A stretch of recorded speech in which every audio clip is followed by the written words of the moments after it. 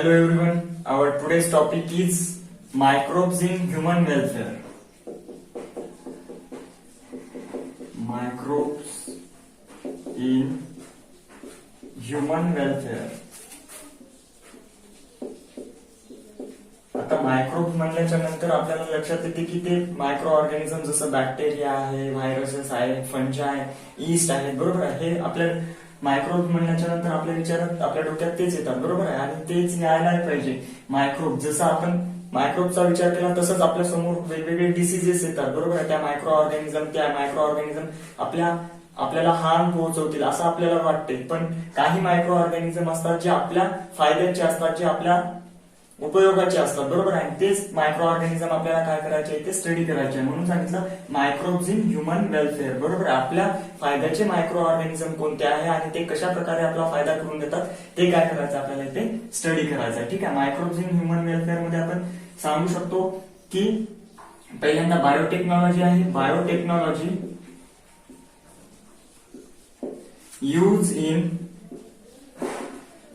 Processing of material by microbial agent and produce and provide goods and service to human welfare.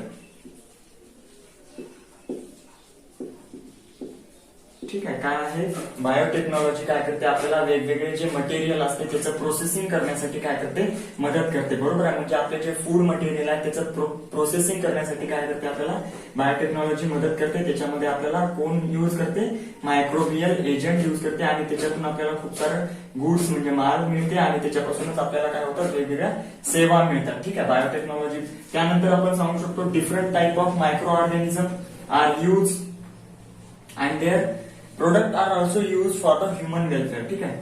Different microorganism, different microbes like bacteria, algae, fungi, yeast, etc. and their product are used for human welfare. ठीक आहे. वेगवेगळे micro organism आहे.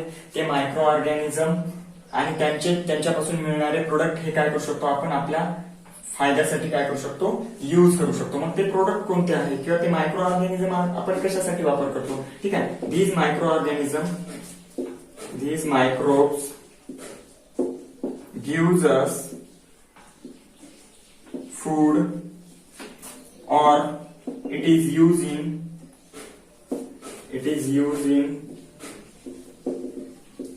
agriculture or industry, or it is used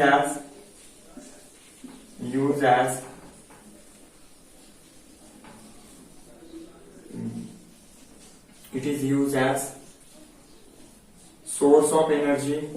ठीक आहे. ते एनर्जीचा source म्हणून काय करू शकतो आपण यूज करू शकतो. ठीक आहे. अशा प्रकारे ते मायक्रो ऑर्गॅनिझम काय करतात आपल्याला मदत करतात. ठीक आहे. महत्वाचं म्हणजे काय these microorganism are use in production of food and feed. ठीक आहे. Mostly these microorganisms are used in production of food and feed. सोबतच आपण सांगू शकतो वेस्ट युटिलायझेशन अँड एनर्जी. ठीक आहे. एनर्जी म्हणून वेस्ट युटिलायझेशन साठी फूड आणि फीड प्रोडक्शन करण्यासाठी मायक्रो ऑर्गॅनिझम अतिशय महत्वाचे आहे. ठीक आहे, इथपर्यंत समजलं. काय सांगितलं, बायोटेक्नॉलॉजीच्या माध्यमातून आपण मायक्रो ऑर्गॅनिझमचा यूज करून काय करू शकतो, जे आपले काय असतात मटेरियल असतात त्यांचं काय करू शकतो, प्रोसेसिंग करू शकतो आणि त्यापासून ते काय होतो, ह्युमन बिईंगला काय होतो, त्याचा फायदा होतो. ठीक आहे, वेगवेगळे मायक्रो ऑर्गॅनिझम आहे, बॅक्टेरिया, फंजाय, ईस्ट, अल्गी, हे मायक्रो ऑर्गॅनिझम आपण आपल्या फायद्यासाठी यूज करू शकतो. ठीक आहे, ते कशा प्रकारे फायदा करून देतात, मग ते मायक्रो ऑर्गॅनिझम आपण फूड म्हणून यूज करू शकतो. ठीक आहे, त्यानंतर आपण सांगितलं की ते ऍग्रिकल्चर मध्ये यूज करू शकतो आपण, त्यानंतर ऍग्रिकल्चरचं प्रोडक्शन इन्क्रीज करण्यासाठी यूज करू शकतो. ठीक आहे, त्यानंतर इंडस्ट्रीमध्ये वेगवेगळे केमिकल्स तयार करण्यासाठी आपण ते यूज करू शकतो. अल्कोहोल तयार करण्यासाठी आपण त्या मायक्रो ऑर्गॅनिझमचा यूज करतो. सोबतच ते मायक्रो ऑर्गॅनिझम एनर्जी प्रोडक्शनसाठी सुद्धा काय केले जातात, यूज केले जातात.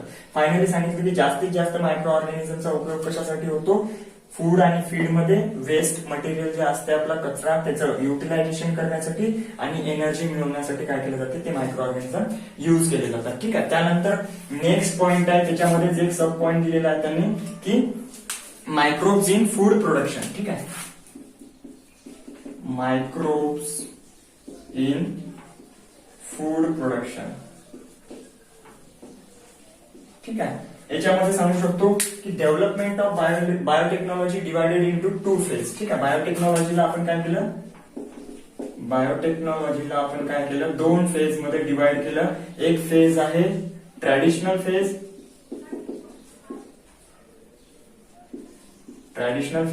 आणि दुसरा फेज आहे याच्यामध्ये आपण सांगू शकतो मॉडर्न फेज. ठीक आहे, ट्रॅडिशनल फेज होता कधी 1971 पर्यंत. ठीक आहे, अप टू 1971, आणि मॉडर्न फेज कधी चालू झाला, 1970 पासून. ठीक आहे, ट्रॅडिशनल फेज मध्ये काय केलं जाते, it is based on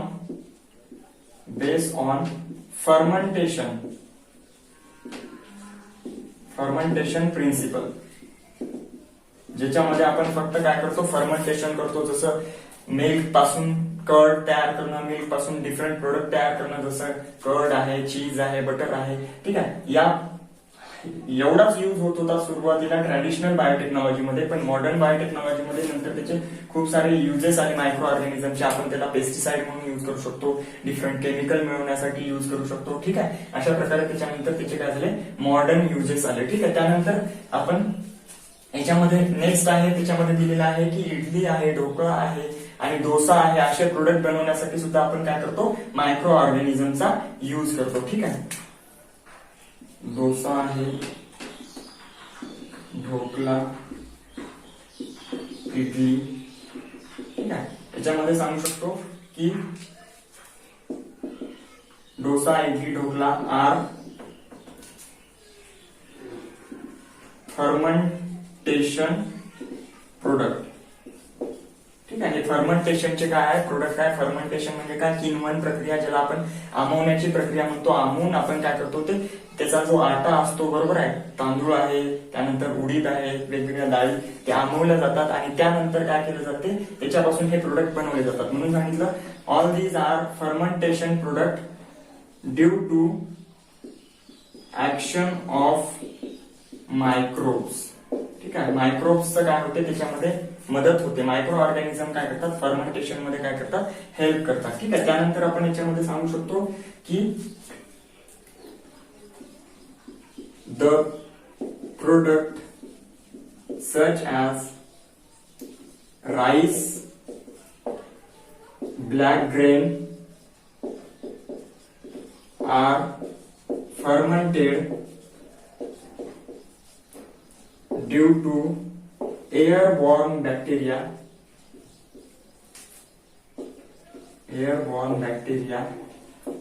ल्युकोनोस्टॉक.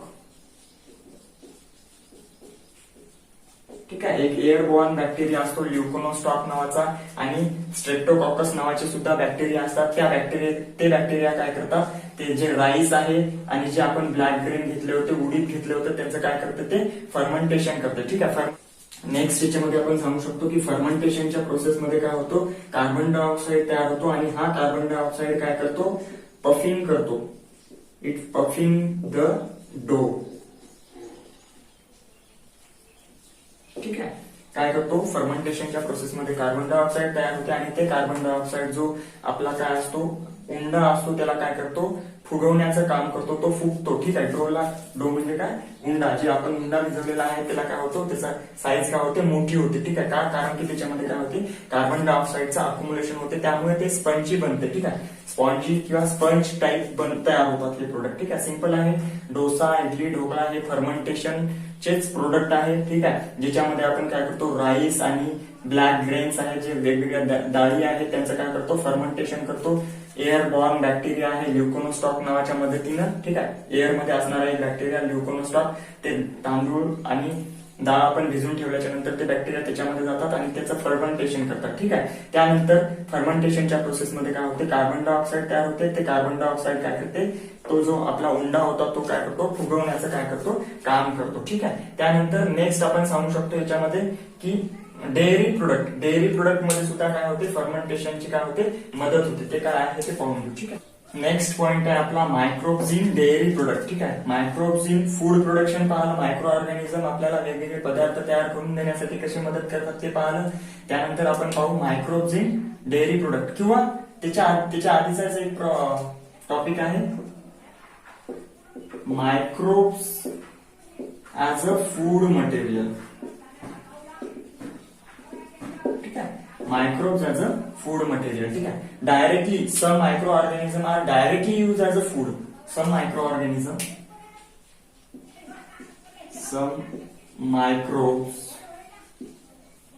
are directly used as food material because it is rich in vitamin and protein.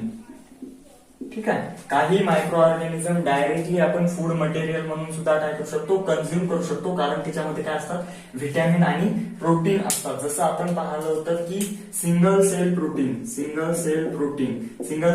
काय आहे, सिंगल सेल प्रोटीन म्हणजेच काय आहे, dead and dried micro organism.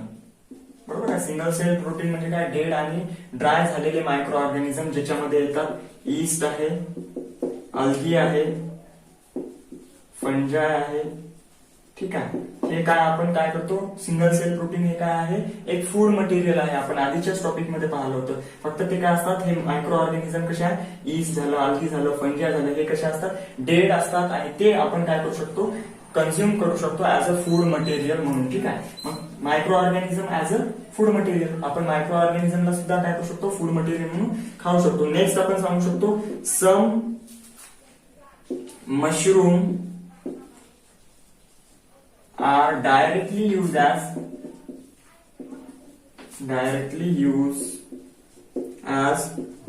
Food.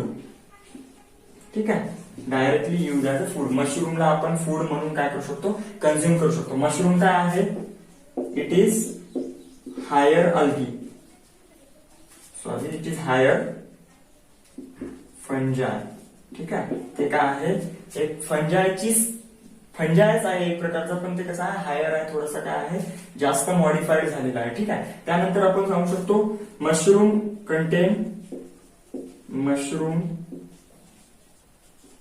contain large fleshy body which is edible. ठीक आहे. Mushroom मध्ये काय असते, लार्ज एक फ्लेशी बॉडी असते, फ्रुटिंग बॉडी, जे आपण काय करू शकतो, कन्झ्युम करू शकतो. It is sugar free, fat free, but rich in vitamin, mineral, protein, etc. ठीक आहे. मशरूम हे कसे आहे, शुगर फ्री आहे आणि फॅट फ्री आहे. म्हणजे जे डायबेटिक पेशंट असतात त्यांना आपण हे मशरूम देऊ शकतो, कारण त्याच्यामध्ये शुगर नसते. ठीक आहे. फॅट फ्री सुद्धा आहे, म्हणजे जे जाड माणसं आहेत त्यांना सुद्धा आपण ते प्रोव्हाइड करू शकतो, कारण त्याच्यामध्ये फॅट नसते. ठीक आहे. मग असते काय त्याच्यामध्ये व्हिटॅमिन, मिनरल आणि प्रोटीन असते, ठीक आहे. म्हणून काय केलं जाते, मशरूम हे दिलं जाते ऍज अ फूड म्हणून, ठीक आहे. कारण त्याच्यामध्ये काय व्हिटॅमिन, मिनरल आणि प्रोटीन आहे. त्यानंतर आपण सांगू शकतो it is low calorie, low calorie. Fruiting body कशी असते, लो कॅलरी असते, ज्याच्यामध्ये खूप कमी काय असते, ऊर्जा असते, ठीक आहे. अशा प्रकारचं मशरूम हे काय आहे, एक प्रकारचा फंजाय आहे, म्हणजेच मायक्रो ऑर्गॅनिझम आहे. म्हणजे ते सुद्धा आपण काय करू शकतो, फूड मटेरियल म्हणून काय करू शकतो, यूज करू शकतो, ठीक आहे. त्यानंतर नेक्स्ट पॉइंट आहे म्हटलं आपला,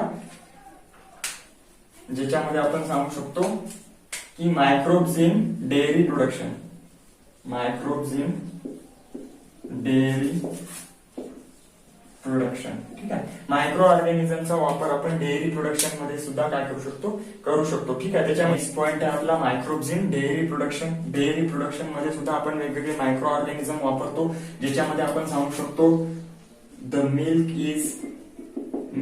is inoculated with lactic acid bacteria, ज्याला आपण लॅब म्हणतो शॉर्ट फॉर्म मध्ये, ठीक आहे. मिल्क मध्ये आपण लॅक्टिक ऍसिड बॅक्टेरिया सोडतो आणि तो लॅक्टिक ऍसिड बॅक्टेरिया काय करतो, this bacteria convert lactose sugar of milk into lactic acid, ठीक आहे. मिल्क मध्ये लॅक्टिक ऍसिड बॅक्टेरिया, ठीक आहे. सपोज आपण समजून घेऊ की आपल्याकडे एवढं भांड भरून काय आहे, मिल्क आहे, ठीक आहे. आणि या मिल्क मध्ये आपण काय केलं, लॅक्टिक ऍसिड बॅक्टेरिया सोडले.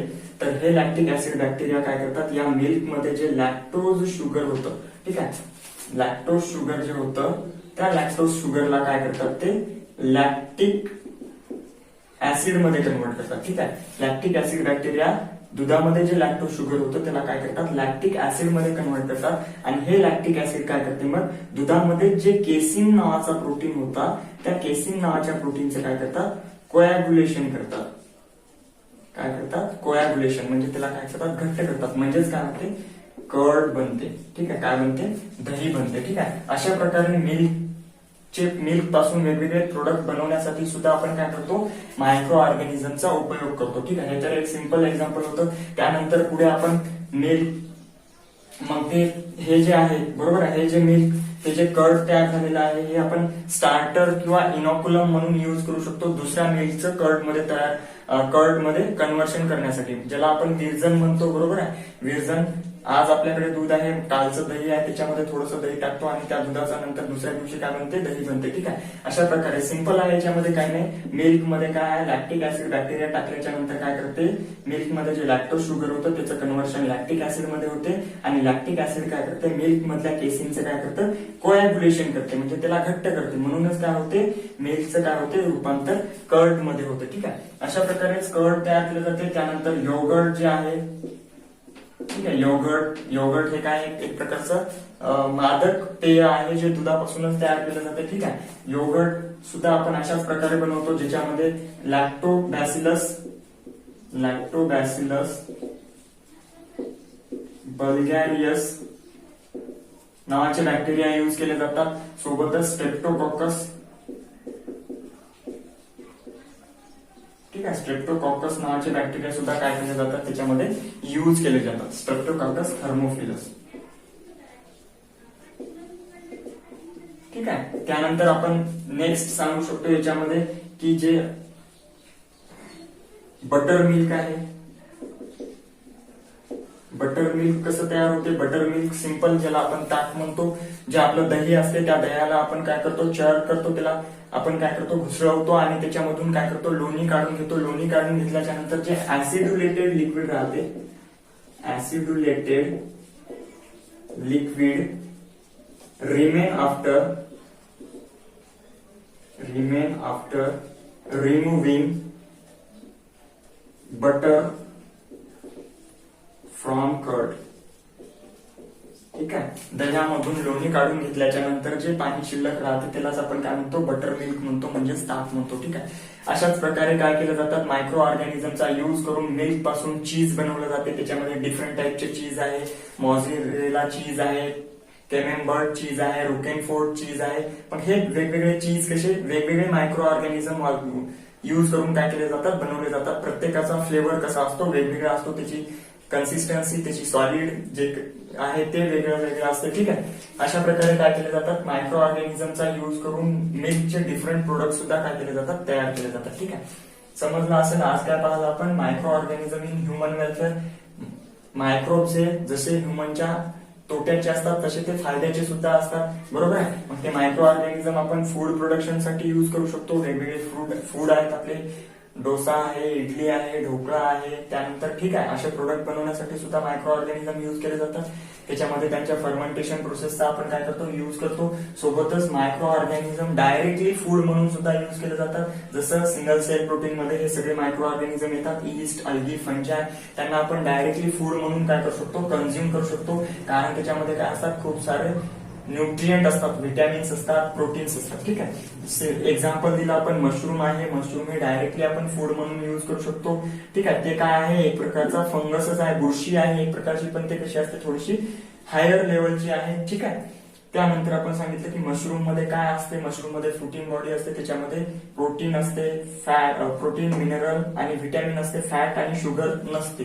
ठीक आहे. त्यामुळे आपण ते फूड मटेरियल म्हणून युज करू शकतो. मायक्रो ऑर्गॅनिझम आपण डेअरी प्रोडक्शन साठी पण युज करू शकतो. म्हणजे मिल्क पासून वेगवेगळे प्रोडक्ट बनवण्यासाठी सुद्धा मायक्रोब्स काय केले जातात, युज केले जातात. सिंपल आहे. मायक्रो ऑर्गॅनिझमचा वापर करून आपण दुधापासून दही बनवतो, दुधापासून चीज बनवू शकतो, दुधापासूनच आपण काय करू शकतो, योगर्ट बनवू शकतो, दुधापासूनच बटर मिल्क बनवू शकतो. या सगळ्या गोष्टीसाठी सुद्धा आपल्याला काय होते, मायक्रो ऑर्गॅनिझमची मदत होते. मग त्याच्यामध्ये दुधापासून दही बनवण्यासाठी आपण लॅक्टोबॅसिलस ऍसिडोफिलस नावाचा बॅक्टेरिया युज करतो.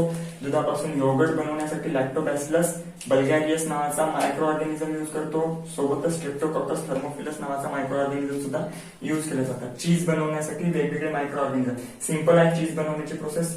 मिल्क आहे, मिल्क मध्ये काही बॅक्टेरिया होतो, त्यापासून काय होते, मिल्कचं कन्व्हर्शन कर्ड मध्ये होते. त्यानंतर कर्डला आपण काय करतो, फिल्टर करतो.